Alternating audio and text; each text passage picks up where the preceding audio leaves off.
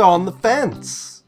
Again. The show that's about helping you decide whether or not to spend your hard-earned money on the biggest and possibly best releases in mini form. Like Hans's penis. No. Why would you say that? We tried to record Mad Max and we lost the footage because of a... It actually wasn't our fault this time. Yeah. This was just a technical issue. So we're doing a bite-sized version. This will be like 3 to 5 minutes about my opinions on Mad Max because I was the one playing it. Easy, dog. Easy. Hans, I hear there's a dog. There is a dog. The dog comes in fairly early on in the story. He does actually become a companion after a while. He comes on. So your companion sit in the back of your car. And you're just describing Metal Gear to me right now. There are some similarities. But so they ride in the back of your car. You have the companion Cum Bucket. Chumbucket's manner, you quiet gently. What? No! That ain't for eating. It's you. Who is your mechanic and will fix your car whenever you're outside of it. And the dog actually works as a minesweeper, so he can help detect mines if you're going through a minefield or not. Oh, there's a rule. You don't kill the war crier. Not sure if you're aware.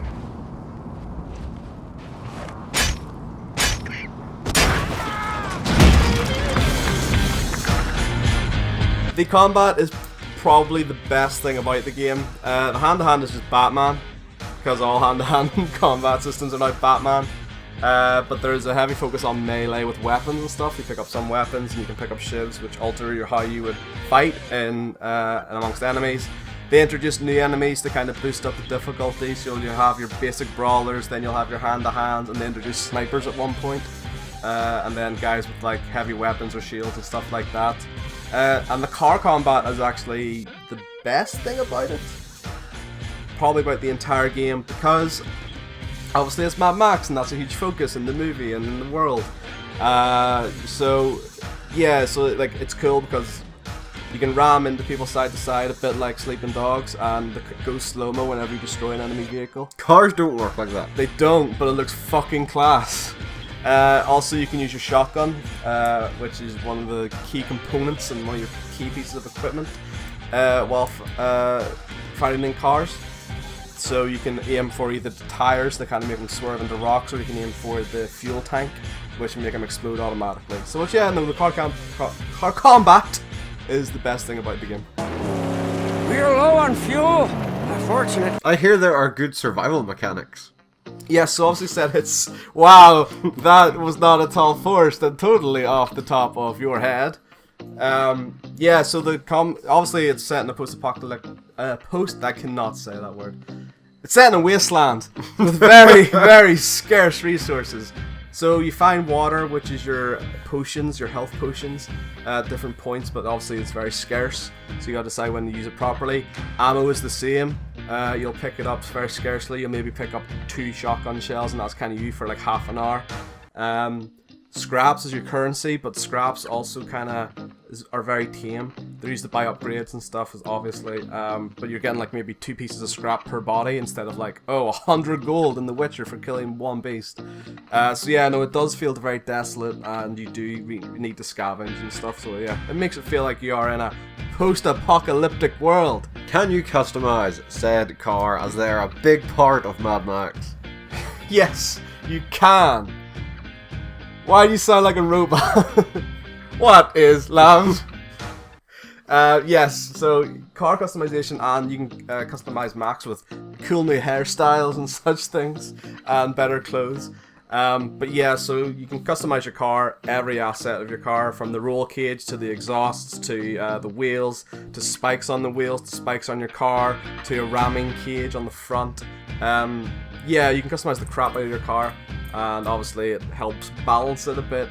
So you can have like a car that's really fast, but yet shit at turning, or you can have like a really average car that can do everything okay-ish. Your car is... You can customize the crap out of your car. Deep inside, twisted around horrors from which you run, lies your strength. I hear there are technical Out issues. the wazoo! There are technical issues out the wazoo. The game is capped at 30 frames a second, seconds, which is really noticeable, especially when you're doing like the car combat, so things are flying past you. Their subtitles don't work half the time. You had to go find Chum's Wire multiple times. So the objective on the top left-hand screen didn't update, so the entire time it just said it is the same there was the same objective from like the second objective of the game up until the third mission of the game. Yeah, no, technical issues out the wazoo, which is really, really disappointing because we're fairly into the new gen era of gaming, and that sort of stuff shouldn't be happening anymore. How's the story? Not as good as the film. In the film, it's a really cool story. Obviously, not really centered around Max. He's just there. But so I feel like if they had done that instead of this story, it'd be better. In this story, someone beats up Max and takes his car, and he has to go about getting his car back. So he makes a new car, an even better car, to kill the guy. His magnum opus. His magnum opus to kill the guy who beat him up. It's a really crappy story. I'm not digging it. How's the world? Bland as shit. There are actual really cool monuments, but those are a very minuscule part of the map, which is just a fucking desert. And it's not like the thing about a desert is you need a contrast. So in The Witcher, for example, you have these really built-up cities, and it looks great. So then you can contrast that to the blandness of the desert, so that makes it look really, really cool.